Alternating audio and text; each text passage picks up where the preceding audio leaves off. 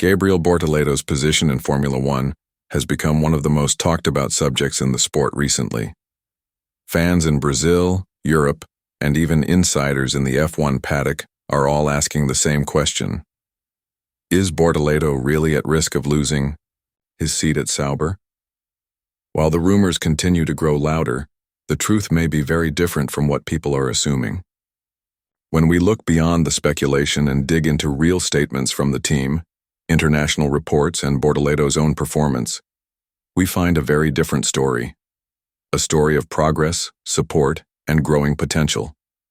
Let's take a deep dive into what's really going on behind the scenes at Sauber and how Bortoleto's season is unfolding.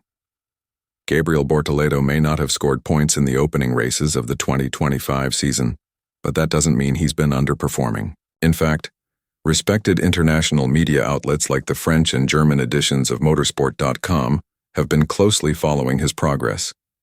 Despite the lack of headline results, they describe the Brazilian rookie as one of the most consistent newcomers on the grid, and that's a key point: consistency. Bortoleto's calm, focused approach and strong work ethic have begun to earn him serious respect within Formula One, even if it's not immediately visible in the standings. What makes this story even more interesting is that these positive evaluations aren't just coming from Brazilian journalists or fans. They're coming from experienced European media professionals who understand the pressures and challenges of F1 at a deep level. This gives even more weight to the praise Bortoleto has received, and it challenges the idea that only drivers who score points quickly are taken seriously. Inside Sauber, team officials have also been vocal in their support of Bortoleto.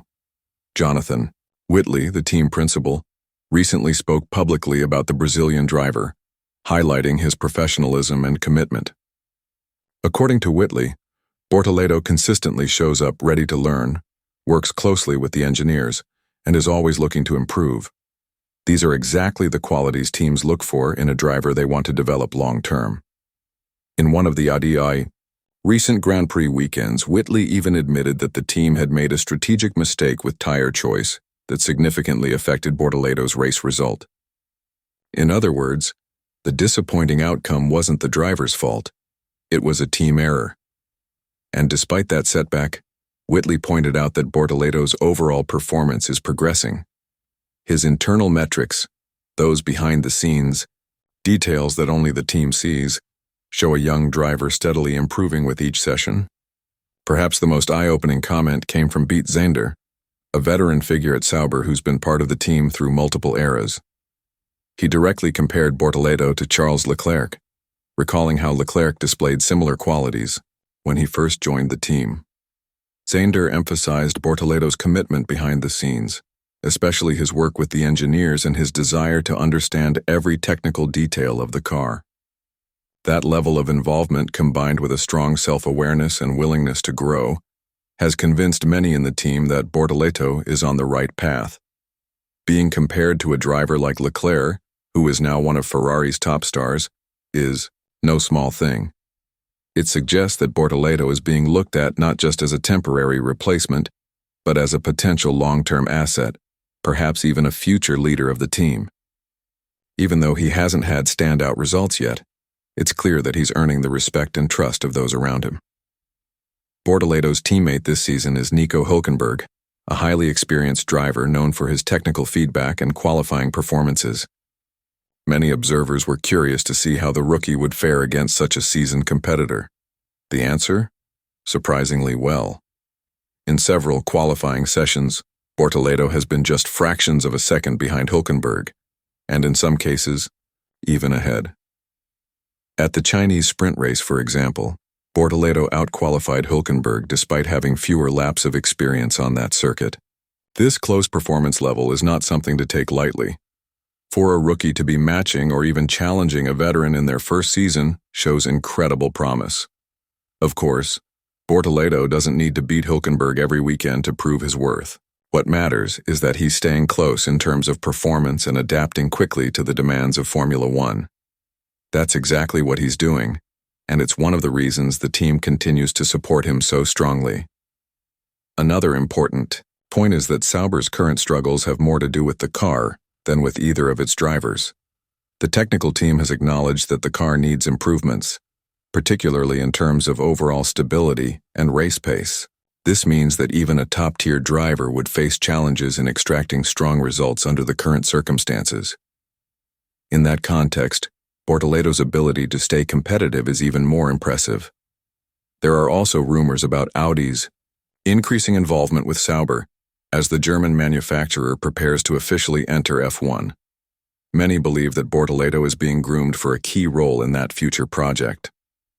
If true, that would explain the level of patience and investment the team is showing.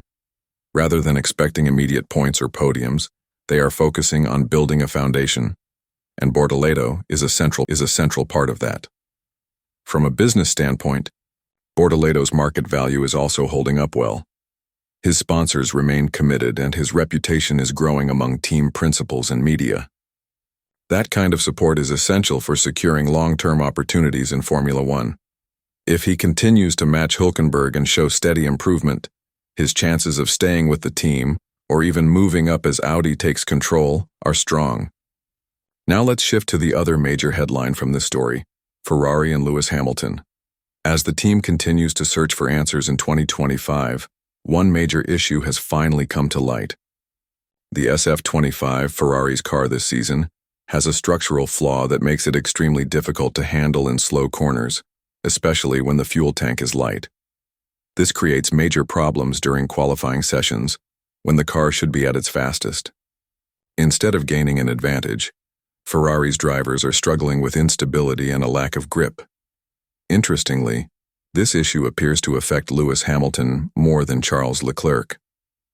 While both drivers are dealing with the same fundamental problem, Leclerc seems to have found ways to work around the car's limitations. His deeper familiarity with the team and car may be helping him adapt more quickly. Hamilton, on the other hand, is still adjusting to the team's setup philosophy and the unique handling characteristics of the SF25. This doesn't mean Hamilton is underperforming. It means the car isn't suited to his driving style, at least not yet. Hamilton's precision and aggressive entry into corners is one of his trademarks, but it clashes with the SF25's instability at the rear. The car needs to be raised slightly for better ride height, but doing so sacrifices balance in the slower corners. That puts Hamilton in a difficult position, one where his strengths are being neutralized by the car's flaws. Ferrari's engineering team has acknowledged that this problem can't be fixed with a simple upgrade or new wing package. It's a core design flaw related to how the car behaves under low aerodynamic load. In practical terms, that means the team is limited in what they can do for the rest of the season. They can apply patches and adjust setups, but the real solution will come only with next year's car. Frédéric Vasseur, Ferrari's team boss, has already stated that their main priority is understanding the full behavior of the SF25 so that the next project can be more competitive. The current season, in many ways, has become a year of data, gathering and damage limitation.